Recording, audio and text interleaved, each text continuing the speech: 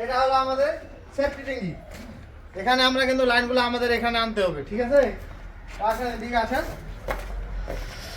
এই যে আমাদের রাজমিস্ত্রি ভাইয়েরা আমাদের সুন্দরভাবে এই যে প্রসেস করে দিচ্ছে বাথরুমের কীভাবে কোথায় ওয়ালটা হবে, ঠিক আছে?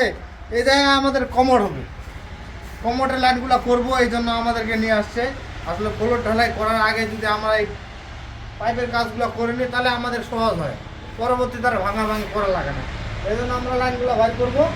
এখানে কমোড হবে, এই জায়গায় আমরা শাওয়ার দিব, পরবর্তীতে সেটা শাওয়ারের কাজ পরে, আপাতত শুধু আমরা 4 ইঞ্চি লাইনগুলোর কাজ করব।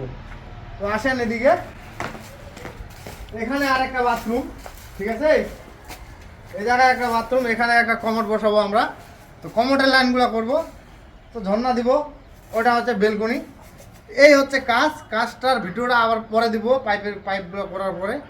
তো এ পাশে আসেন, এটা একটা ইউনিট গেল, এ পাশে আর একটা ইউনিট। এটা হলো রান্নাঘর, এখানে সিঙ্ক হবে, সিঙ্গেল লাইন করবো। এটাতে তেমন আমাদের কাজ নাই। এই যে জায়গাটা দেখতে পাচ্ছেন আপনারা, এটা আমাদের শুধু উঁচুখানা, হ্যাঁ উঁচুখানা হবে। আর এটা হচ্ছে আমাদের বাথরুম। এই বাথরুমে এখানে কমোড হবে। এখন এইবার আপনাদেরকে ফুল ভিডিও দিব কিভাবে কি করলাম। তো ঠিক আছে, সবাই ভালো থাকবেন।